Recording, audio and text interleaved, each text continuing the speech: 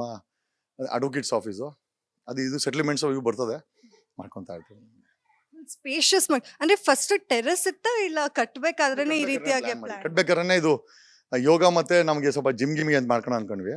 ಆಮೇಲೆ ಈ space it was enough. So ಅಂದ್ರೆ ಫುಲ್ ನಿಮ್ಮ ಸಿಸ್ಟಮ್ ಅದು ಎಸ್ ಮೇಡಮ್. ಒಂದ್ಸಲ ಕುತ್ಕೊಂಡ್ಬಿಡಿ ನೋಡ್ಸ್ಬಿಡೋಣ. ಈ ಎಲ್ಲ ಸಿಸ್ಟಮ್ಸು ಯಾರು ಕೂಡ ಹ್ಯಾಕ್ ಮಾಡೋಕ್ಕಾಗಲ್ಲ. ಹಾ. Systems are hacking free. Try ಮಾಡ್ಬೋದು. ನಮ್ಮ ಆಫೀಸ್ದು ಸಿಸ್ಟಮ್ಸನ್ನು ಹ್ಯಾಕ್ ಮಾಡಿದ್ರೆ ನಿಜವಾಗ್ಲೂ ಸಿಸ್ಟಮ್ನೇ ಫ್ರೀ ಕೊಟ್ಬಿಡ್ತೀನಿ ಬೇಕಾದ್ರೆ. ಸೊ ಫೈರ್ ವಾಲ್ಸ್ ಅದೆಲ್ಲ ತುಂಬ ಚೆನ್ನಾಗಿ ಯೂಸ್ ಮಾಡಿದ್ದೀವಿ. ಇಲ್ಲಿ ಡೇಟಾ ಸೆಕ್ಯೂರ್ ಆಗಿರುತ್ತೆ, ಯಾಕಂದರೆ ಸೆನ್ಸಿಟಿವ್ ಕ್ಲೈಂಟ್ಸ್ ಬರೋದ್ರಿಂದ. ಸೊ ಇಲ್ಲಿ ಡೇಟಾ ತುಂಬ ಇಂಪಾರ್ಟೆಂಟು. ಹಾಗಾಗಿ ಒಬ್ಬರ ವಿಚಾರ ಒಬ್ಬರಿಗೆ ಗೊತ್ತಾಗಬಾರ್ದು, ಮತ್ತು ಒಬ್ಬರ ವಿಚಾರ ನಮ್ಮ ಹತ್ರ ಇರ್ತದಾಗ ಅದನ್ನು ಸೆಕ್ಯೂರ್ ಮಾಡೋದು ಕೂಡ ತುಂಬ important. So all the systems are hack free ಅಂತ ನಮ್ಮ ಸಿಸ್ಟಮ್ ಅಡ್ಮಿನ್ ಹೇಳ್ತಾನೆ. ಸೊ ನಾನು ಟ್ರೈ ಮಾಡಿದ್ದೀವಿ, it is not possible. So ಹಾಗಾಗಿ ಅದೊಂದು ಒಳ್ಳೆ ವ್ಯವಸ್ಥೆ ಮಾಡಿದ್ದೀವಿ. ಸುಮ್ಮನೆ ಕೊಟ್ಟವ್ರೆ ಮೇಡಮ್, ಈಗ ಹೋದಾಗ ಏನೋ ಒಂದು ಕೊಡ್ತಾರೆ. ಸೊ ಬೇಡ ಅಂತ ಹೇಳೋಕ್ಕಾಗಲ್ಲ. ನಾವು ಅದಕ್ಕೆ ಎಲಿಜಿಬಲ್ ಇದಾರೋ ಎಲ್ಲ ಗೊತ್ತಿಲ್ಲ, ಬಟ್ ಅವ್ರು ಕೊಟ್ಟಾಗ ಬೇಡ ಅಂತ ಹೇಳೋಕ್ಕಾಗಲ್ಲ. ಇದು ನಮ್ಮ ವೈಫು ಅಡ್ವೊಕೇಟ್ ಆದಾಗ ಎನ್ರೋಲ್ಮೆಂಟ್ ಸರ್ಟಿಫಿಕೇಟ್. ಇದು ನನ್ನ ಮಗಳು, ನನ್ನ ಹೆಂಡತಿ ಏನೋ ಶಿ ಬಿಕೇಮ್ ಎನ್ ಅಡ್ವೊಕೇಟ್. ಅದೇ ಇದು ನನ್ನ ವೈಫ್ ಎನ್ರೋಲ್ಮೆಂಟ್ ಆಗ್ಬೇಕಾರೆ 2019 ನನ್ನ ಮಗಳು ಅಡ್ವೊಕೇಟ್ ಆಗಬೇಕು ಅಂತ ಅಡ್ವೊಕೇಟ್ದು ಡ್ರೆಸ್ ಕೂಡ ಹಾಕೊಂಡಿದ್ದಾಳೆ. ಸೊ ಕರ್ನಾಟಕ ಬಾರ್ ಕೌನ್ಸಿಲ್ ಅವರು ದೇ ಆರ್ ಅವಾರ್ಡಿಂಗ್ ಏನೋ bar license for my wife sir. ಬುಕ್ಸ್ಗಳೇ ಇದೆ ಎಲ್ಲ ಕಡೆ ಆಕ್ಚುಲಿ. ಸೊ ಅದೇ ಸರ್, ನನ್ ತುಂಬಾ ಆಶ್ಚರ್ಯ ಆಗತ್ತೆ. ಎಷ್ಟೊಂದ್ ಜನ ನೀವು ಹಿಂದೂ ವಿರೋಧಿ ಅಂತಾರೆ, ಬಟ್ ನಿಮ್ ಮನೇಲಿ ಎಲ್ಲೂ ನೋಡಿದ್ರು ದೇವ್ರ ಫೋಟೋಗಳು, ದೇವ್ರ ವಿಗ್ರಹಗಳು ಕಾಣಿಸ್ತಾ ಇರತ್ತೆ. That's it self is energy madam. ಅದನ್ನ ನಾವು ಉಪಯೋಗಿಸ್ಕೊಳ್ತೀವಿ. ಅದ್ರ ಮೇಲೆ ನಮ್ದು ಸೂರ್ಯ ಬಂದ್ರೆ ನಮ್ಗೆ ವಿಟಮಿನ್ ಡಿ ಸಿಗೋದು, ದಟ್ಸ್ ಅನ್ ಎನರ್ಜಿ. ಗಾಳಿ ಇದ್ರೆ ನಮ್ಗೆ ಎನರ್ಜಿ ಸಿಗೋದು.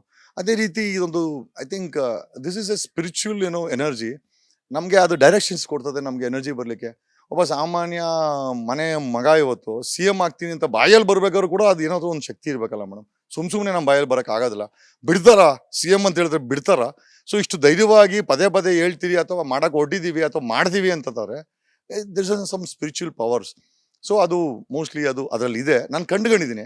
ಬಟ್ ಯಾವುದೇ ಕಾರಣಕ್ಕೂ ಅದನ್ನ ರಾಜಕೀಯವಾಗಿ ಬಳಸೋದಾಗಿರ್ಲಿ ಅಥವಾ ದುರುಪಯೋಗ ಮಾಡ್ಕೊಳ್ಳೋದಾಗ್ಲಿ ಅಥವಾ ದೇವ್ರ ಹೆಸರು ಹೇಳ್ಕೊಂಡು ಓಟ್ ಕೇಳೋದು, ಜನಗಳನ್ನ ಭಯ ಇಡಿಸೋದು, ಲವ್ ಜಿಹಾದ್ ಅನ್ನೋದು, ಅಥವಾ ಬೇರೆ ಧರ್ಮದವರನ್ನ ಎತ್ಕಟ್ಟೋದು, ಬೇರೆ ಧರ್ಮದವ್ರ ಬಗ್ಗೆ ಗಲಾಟೆ ಮಾಡೋದು, ಅಥವಾ ಅವ್ರನ್ನ ಬಳಸ್ಕೊಂಡು ನಾವು ಜಾತಿ ಮತ್ತೆ ಧರ್ಮದ ಹೋರಾಟಗಳನ್ನ ಮಾಡೋದು ನಂಗೆ ಇಷ್ಟ ಆಗಲ್ಲ ಮೇಡಮ್.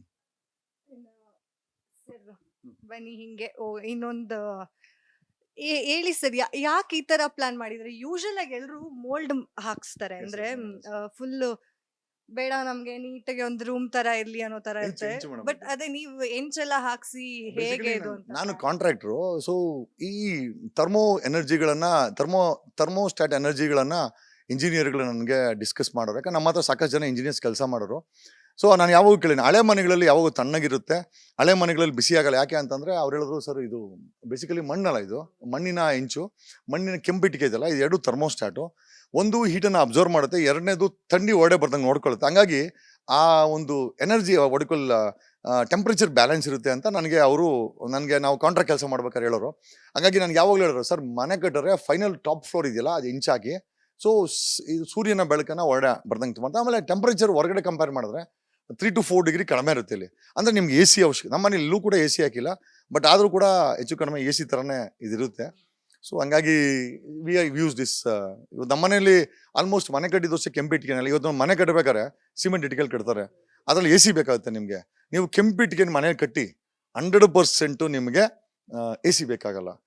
ನೀವು ಮನೆ ಕಟ್ಟಬೇಕಾದ್ರೆ ಬಳಸಬೇಕಾದಂಥ ಎರಡು ತುಂಬ ಇಂಪಾರ್ಟೆಂಟ್ ಅಂತಂದರೆ, ಒಂದು ಮನೆ ಮುಂದೆ ನೀವು ಹಾಕ್ಬೇಕಾದ್ರೆ ಮಾಮೂಲಿ ಚಪ್ಪಡಿ ಇದೆಯಲ್ಲ, ಕಲ್ಲನ್ನ ಪೋಕ್ಸ್ಬಿಟ್ಟು ನೀವು ಹಾಕಿದ್ರೆ ನಿಮ್ಮ ಮನೆಗೆ AC ಬೇಕಾಗಲ್ಲ. ಎರಡನೇದು, ನೀವು ಮನೆ ಕಟ್ಟಬೇಕಾದ್ರೆ ಸಿಮೆಂಟ್ ಇಟ್ಟಿಗೆ ಬದಲು ಕೆಂಪಿಟ್ಟಿಗೆಲ್ ಕಟ್ಟಿದ್ರೆ ನಿಮಗೆ AC ಬೇಕಾಗಲ್ಲ. ಸೊ AC ಬೇಡ ಅಂದರೆ ಕೆಂಪಿಟ್ಟಿಗೆ ಮತ್ತು ಕಲ್ಲಲ್ಲಿ ಮನೆ ಕಟ್ಟಿ ನೋಡಿ. ನಾನು ಇಂಜಿನಿಯರ್ ಅಲ್ಲ, ಬಟ್ ಆದರೂ ಅನುಭವದ ಮೇಲೆ ಹೇಳ್ತಾ ಇದ್ದೀನಿ. I think that will be very beautiful. Actually ಈ ಸ್ಪೇಸ್ ತುಂಬಾ ಚೆನ್ನಾಗಿದೆ ಸರ್. ಎಲ್ಲಿ ನೋಡಿದ್ರು ಗಾಳಿ ಬೆಳಕು.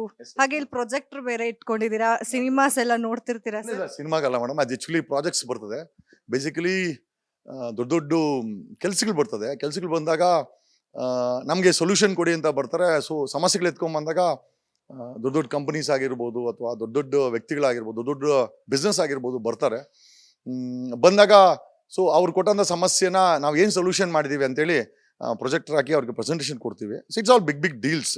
ನಮ್ಗೆಲ್ಲ ಕ್ಯೂರಿಯಾಸಿಟಿ ಇರುತ್ತೆ, ಹೆಂಗೆ ಇವರು ದುಡ್ಡು ಸಂಪಾದನೆ ಮಾಡ್ತಾ ಇದ್ದಾರೆ, ಕೋಟಿ ಕೋಟಿ ದುಡ್ಡು ಎಲ್ಲಿಂದ ಬರುತ್ತೆ? ಆಗ್ಲೇ ಕೆಳಗಡೆನೆ ನಮ್ಗೆ ಒಂದು ಐಡಿಯಾ ಕೊಟ್ಟಿದ್ದಾರೆ, ಸೆಟಲ್ಮೆಂಟ್ಸ್ ಮಾಡಿ. ನೀವು ಈ ಕೋಟಿ ಕೋಟಿ ದುಡ್ಡು ಎಲ್ಲಿಂದ ಬರುತ್ತೆ ಅಂತ ದಯಾನಂದ್ ಪೈನ ಕೇಳಿದ್ರೆ ಚೆನ್ನಾಗಿರ್ತದೆ.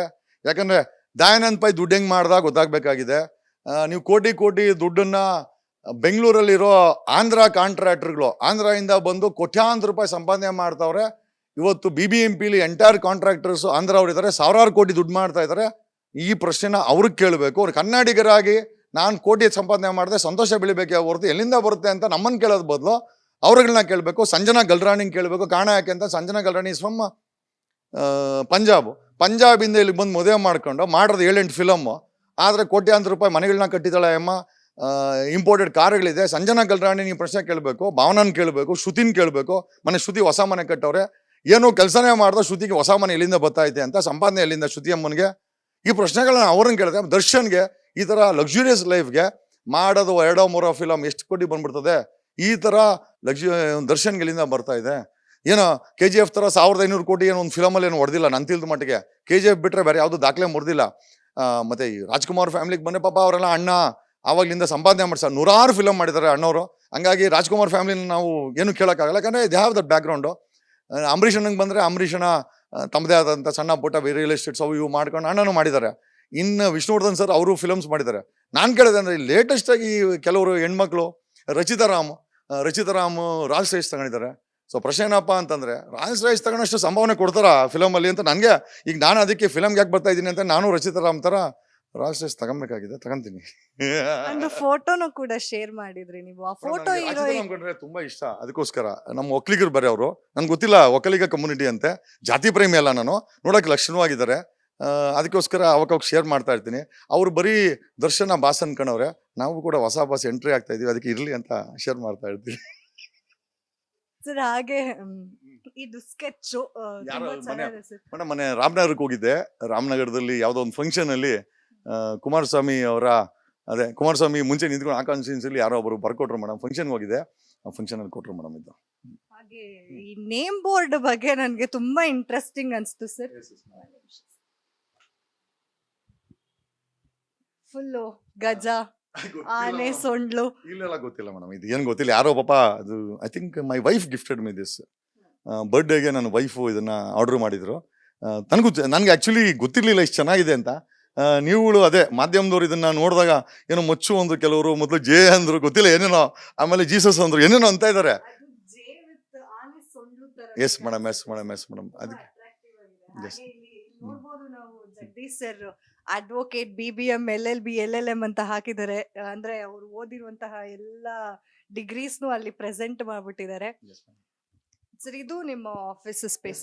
ಇದು ಸ್ಟುಡಿಯೋ. ಇದು ಬೇಸಿಕಲಿ ಯೂಟ್ಯೂಬ್ ಅದು ಇದು ಮಾಡ್ತಾ ಇರ್ತೀವಿ ಮೇಡಮ್. ಜನಗಳಿಗೆ ಬೇಕಾದ್ರೆ ಸ್ವಲ್ಪ ಅದೇ ಚಾನಲ್ ಥರ, ಹೆಚ್ಚು ಕಮ್ಮಿ ಚಾನಲ್ ಥರನೇ ಇದೆ, ಒಂದು ಮಿನಿ ಚಾನಲ್ ಇದು. ಆ ಥರ ಒಂದು ಸೆಟಪ್ ಮಾಡಿದ್ದೀವಿ. ಫುಲ್ ಸ್ಪೇಸ್ ನೋಡಿದ್ರೆ ಒಂಥರ ಮಿನಿ ಸ್ಟುಡಿಯೋನೇ ಹೌದು. ಫುಲ್ ಸರ್ ಯಾವಾಗಲೂ ಸೋಷಿಯಲ್ ಮೀಡಿಯಾದಲ್ಲಿ ಆಕ್ಟಿವ್ ಇರ್ತಾರೆ, ಅದು ನಮ್ಗೆಲ್ರಿಗೂ ಗೊತ್ತು. ಏನಾದರೂ ಒಂದು ವಿಷಯದ ಬಗ್ಗೆ ಪೋಸ್ಟ್ ಮಾಡ್ತಾನೆ ಇರ್ತಾರೆ, ಎಲ್ಲಾದರೂ ಏನಾದರೂ ಅನ್ಯಾಯ ಆಗ್ತಿದೆ ಅಂದರೆ ಅದ್ರ ಬಗ್ಗೆ ಧ್ವನಿ ಎತ್ತಾನೆ ಇರ್ತಾರೆ, ಅದು ನಮ್ಗೆಲ್ರಿಗೂ ತಿಳಿದಿರೋ ವಿಷಯ. ಸೊ ಅವರು ಬ್ಯಾಕ್ಗ್ರೌಂಡಲ್ಲಿ ಹೆಂಗೆಲ್ಲ ಕೆಲಸ ಮಾಡ್ತಾರೆ ಅಂದರೆ ಇಲ್ಲಿ ಸಾಕ್ಷಿ ಇದೆ, ನಾವು ನೋಡ್ಬೋದು ಇಲ್ಲಿ ಫುಲ್ ಸಿಸ್ಟಮ್. ಸರ್ ಏನು ಸರ್ ಇದೆಲ್ಲ? ಮೇಡಮ್ ಇದು this is sound mixer madam. ಇದು ಅಂದರೆ ಯಾವಾಗ ನನಗೆ ಪರ್ಸನಲ್ ಆಗಿ ಸ್ವಲ್ಪ ಮ್ಯೂಸಿಕ್ ಅಂದರೆ ತುಂಬ ಇಷ್ಟ. ನಾನು ಒಬ್ಬನೇ ಇರ್ತೀನಿ ಯಾವಾಗಲೂ. ಸೊ ಯಾವಾಗ ಬೇಜಾರಾದಾಗ ಇಲ್ಲಿ ಬಂದು ನನಗೆ ಈ ಡಾಲ್ಬೀಸ್ ಹಾಕೊತೀನಿ. ಹೆಚ್ಚು ಕಡಿಮೆ ಅದು it gives A different feeling ನನಗೆ. ಸೊ ನಾನು ಎನರ್ಜೈಸ್ ಆಗಬೇಕಂದ್ರೆ ಮ್ಯೂಸಿಕ್ ತುಂಬ ಇಂಪಾರ್ಟೆಂಟ್ ಅಂತ ನಾನು ಅಂದ್ಕೊಂಡಿದ್ದೀನಿ. ಸೊ ಆ ಒಂದು ಮ್ಯೂಸಿಕನ್ನು ಇಲ್ಲಿ ಯಾವಾಗ ಬಂದಾಗ ಬೇಜಾರಾದಾಗ ಪ್ಲೇ ಮಾಡ್ತೀನಿ. So it's for my personal use madam. ಇದು ವಿಡಿಯೋ ಮಿಕ್ಸರ್ ಇದು. So we can mix video. ಯೂಟ್ಯೂಬಲ್ಲಿ, ಫೇಸ್ಬುಕ್ಕಲ್ಲಿ ನಾವು ಲೈವ್ ಹೋಗ್ಬೇಕಾದ್ರೆ ಇದನ್ನು ಮಿಕ್ಸ್ ಮಾಡ್ಕೊಳ್ಬೋದು. We can add on. For example ಈಗ ನಾವು ಮಾತಾಡ್ಬೇಕಾದ್ರೆ ನೀವು TV ಚಾನಲ್ ಹಿಂಗೆ ಮಾಡ್ತೀರಾ, ಅದೇ ಥರ ಇದನ್ನು ವಿಡಿಯೋದನ್ನು ಮಿಕ್ಸ್ ಮಾಡ್ಬೋದು. ಸೊ ಟೆಕ್ನಿಕಲಿ ಇದನ್ನೆಲ್ಲ ಸ್ವಲ್ಪ ನಾನೇ ಕಲ್ತ್ಕೊಂಡೆ, ಯೂಟ್ಯೂಬಲ್ಲಿ ನೋಡಿ ಕಲ್ತ್ಕೊಂಡೆ. ಸೊ ಸಿಕ್ಕಿದಾಗ ತಗೊಂಬಂದು ಅದನ್ನ ಯೂಸ್ ಮಾಡ್ತಾ ಇದ್ದೀನಿ. ಮಗನ ಫೋಟೋ ಹಾಕೊಂಡಿದ್ದೀರಾ? ಅವನು ಚಿಕ್ಕ ಹುಡುಗನಲ್ಲಿ ಇದ್ದಿದ್ದು ಫೋಟೋ ಇದು. ಎಸ್. ಸೊ ಸ್ವಲ್ಪ ನನಗೆ ನಾನು ಬೇಜಾರಾದಾಗ ಅಥವಾ ಬೋರ್ ಆದಾಗ I use this music. So ಇಲ್ಲಿ ಮ್ಯೂಸಿಕ್ ಯೂಸ್ ಮಾಡ್ತೀನಿ. ಸೊ ಅದೇ ಥರ ಸೆಟಪ್ಸ್ ಮೇಡಮ್ ಇದು. ಅದೇ ಮಗ ಯಾವನ ಇದೆ ಸ್ವಲ್ಪ ಗಿದ ಅವನು ನುಡಿಸ್ತಾನೆ ಇದನ್ನ, ಕಲ್ತ್ಕೊಂಡಿದ್ದಾನೆ ಅಂತ ಏನು ದೊಡ್ಡ ಪ್ಲೇಯರ್ ಅಲ್ಲ. ಅವ್ನು ಕಲ್ತ್ಕೊಳ್ಳಿ ಮ್ಯೂಸಿಕ್ ಬಗ್ಗೆ. ಮಕ್ಕಳು ಸಾಮಾನ್ಯವಾಗಿ ತಂದೆ ತಾಯಿಗಳಿಗೆ ಈ ಡ್ರಗ್ಗಳು ಮತ್ತು ಶೋಕಿಗಳು ಬೈಕ್ಗಳು ಇರ್ತಾರೆ. ಅಫ್ಕೋರ್ಸ್ ಬೈಕೆಲ್ಲ ಓಡಿಸ್ತಾನೆ, ಜೊತೆಯಲ್ಲಿ ಸಾಂಸ್ಕೃತಿಕವಾಗಿ ನಮ್ಮ ನೆಲೆ ಮತ್ತು ನಮ್ಮ ಇದನ್ನು ಕಲ್ತ್ಕೊಳ್ಳಿ ಅಂತ ಸ್ವಲ್ಪ ಈ ಮ್ಯೂಸಿಕ್ಕು ಗಿಟಾರ್ ಅದು ಇದು ತಂದು ಕೊಟ್ಟಿದ್ದೀನಿ. ಸೊ ಯೂಸ್ ಮಾಡ್ತಾನೆ ಮೇಡಮ್. ಗ್ಯಾರಂಟಿ ನ್ಯೂಸ್, ಸುದ್ದಿ ಖಚಿತ, ನ್ಯಾಯ ನಿಶ್ಚಿತ.